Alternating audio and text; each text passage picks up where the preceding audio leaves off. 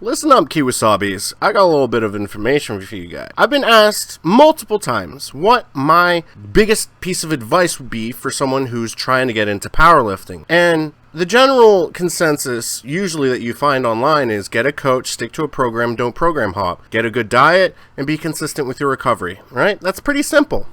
So I'm not going to reiterate that because that's almost common sense and common knowledge, because you want to be the most accountable with yourself when preparing for a powerlifting meet and trying to prepare yourself to load onto your body weights that could potentially kill you. My piece of advice that I have personally experienced is to attend as many powerlifting meets as possible.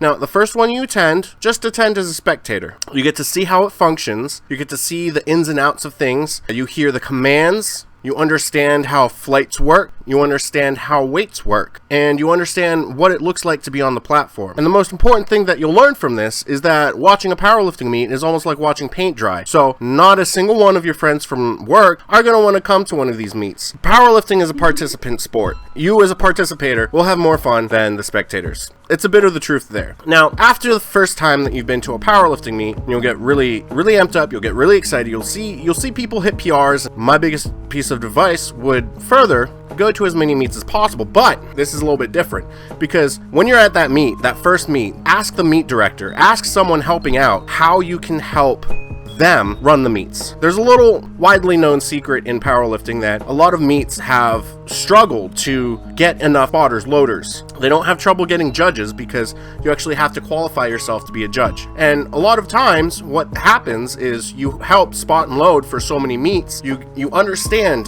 the boundaries in which successful lifts are. So you realize where squats, where the hip crease has to be. It has to be below the knee. But what does that mean exactly? And you'll be able to discuss these specifics of the rules with the judges there, and they'll explain it to you. You're helping out. It's only natural that when you ask a question, they answer you, and they're usually really receptive to getting asked questions from people helping out at the meets. You'll be able to feel the cadence of commands coming from the head judge. Most of the time, you'll see people miss either their first or second bench at their first or second meet because they forget press and rack.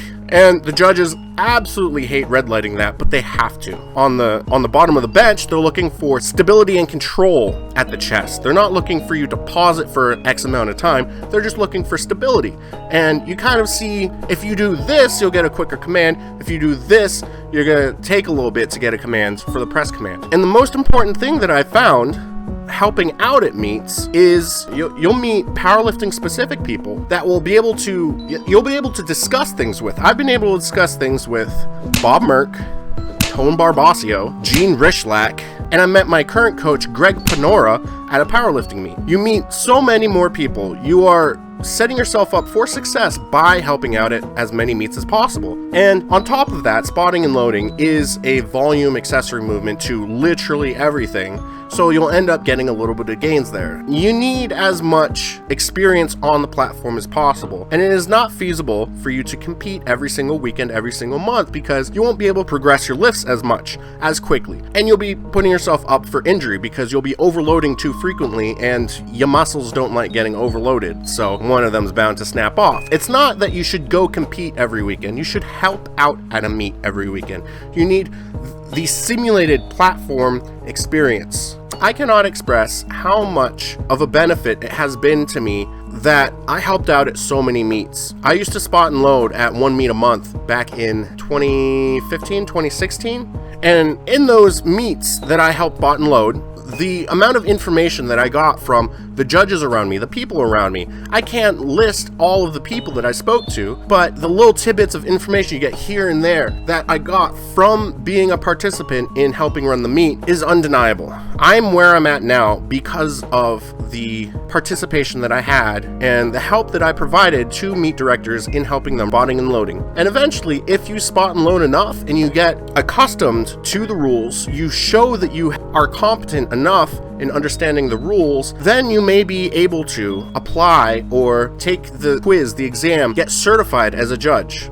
to help judge powerlifting meets. And that's just a little further step. You'll be able to not only hear the cadences, you'll also be able to feel the cadences because you'll be given the cadences wherever you are. If you've competed before and you're accustomed to competing, it wouldn't hurt to help out at running a meet. So what I would suggest is find a meet nearby where you are. You don't want to put yourself out too much. Every meet director that I've dealt with has put me up in a hotel room so that I can help out as much as possible. I usually do both days. What you should do is you go type in your computer, find a meet nearby, and email the meet director asking if you can help out, and correspond with them and just see how much you can help out. Spotting and loading, they're always looking for competent spotters and loaders.